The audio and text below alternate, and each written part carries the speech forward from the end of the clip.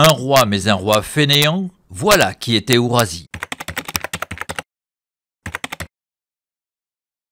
Ourasi se comportait comme les anciens souverains mérovingiens, successeurs de ce bon vieux roi Dagobert qui se prélassait sur leur trône. Un prélasseur, un glandeur, oui mais lui, à l'inverse de ces flâneurs couronnés, a gagné le respect de ses pairs en marquant l'histoire des courses.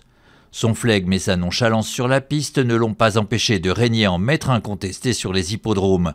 Nous vous proposons de le découvrir ou redécouvrir en 5 dates qui ont construit son histoire, 5 dates qui font d'Ourasi un cheval de légende.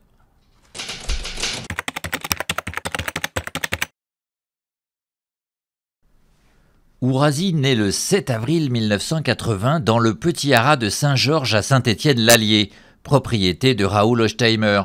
Le haras traverse alors une période difficile. Ourasi est le seul poulain à naître cette année-là. Et son propriétaire ne fonde guère d'espoir sur ce poulain fainéant qui préfère manger des pommes plutôt que de s'entraîner. Pourtant, Raoul Hochtheimer se décide tout de même à lancer la carrière de son poulain 2 ans plus tard. Sourd et quasiment muet, le driver forme un duo bancal avec Ourasi et les débuts sont difficiles. Ourasi n'entend pas les consignes de son driver et le futur roi est alors très loin de s'emparer du trône de Vincennes.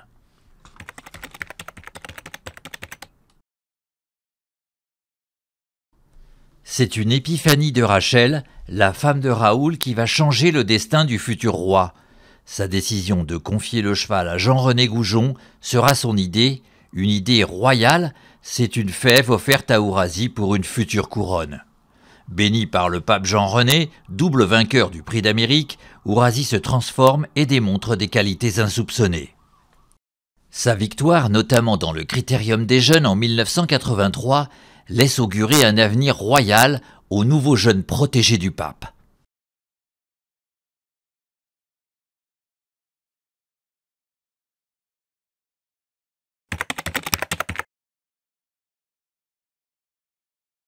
En 1985, à 5 ans, Ourasi écrase la concurrence. Il emporte tout sur son passage et se présente comme le grand favori de son premier prix d'Amérique, édition 86. Vainqueur du prix de Belgique, le jeune roitelet doit composer avec un autre seigneur des pistes, Montourbillon. Le duel tourne pourtant rapidement à l'avantage d'Ourasi qui fait tournicoter en bourrique son adversaire et remporte facilement son premier prix d'Amérique.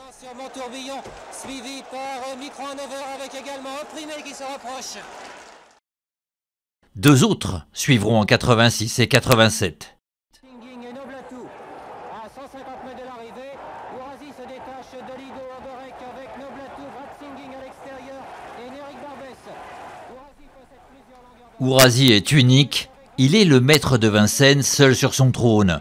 Ces 3 sacres, coup sur coup, font de lui le monarque incontesté des trotteurs. Vincennes est son royaume, sa forteresse imprenable. Il part de temps en temps faire des incursions dans des pays voisins et conquiert des lauriers en Allemagne. Un roi, un Kaiser, rien ne semble pouvoir arrêter l'ascension du champion. La France et l'Europe sont à ses pieds, et pourtant.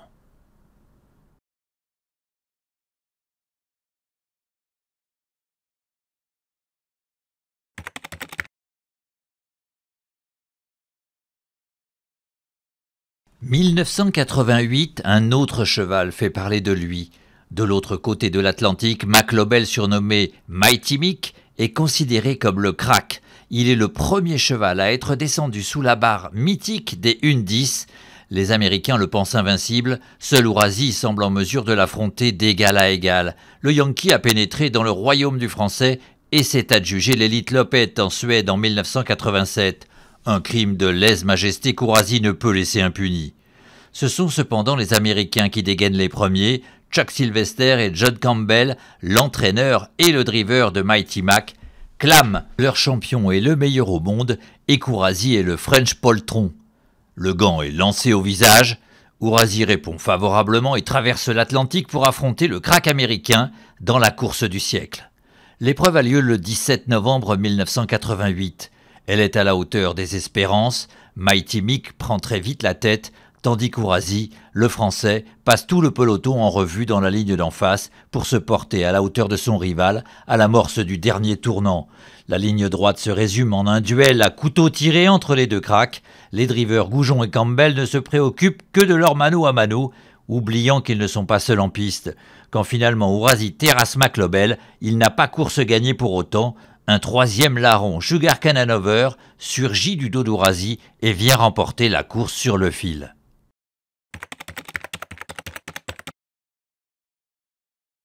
Ourasi est de nouveau le grand favori du Prix d'Amérique édition 1989. Triple couronné, personne n'envisage la défaite pour le roi de Vincennes. Le président François Mitterrand himself a fait le déplacement pour assister à la course. Les deux forces tranquilles sont réunies dans le temple du trot. Tant tout ne va pas se passer comme prévu pour le roi qui souffre des reins. Juste avant la course, il n'a pu uriner, un détail qui a son importance. Le roi est souffrant et stressé par une cour de journalistes et de badauds qui l'assaillent. Fatigué et diminué, Sa Majesté s'incline pour la première fois dans le Prix d'Amérique. Ça va être très très dur. Oh là là, je crois qu'Ourasi est battu. Il est battu même par Patin d'Amour. Ah, c'est affreux, c'est horrible. Ourasi est battu. Il remet sa couronne à Kelagédé. La disgrâce est totale avec la perte de son complice de toujours, Jean-René Goujon.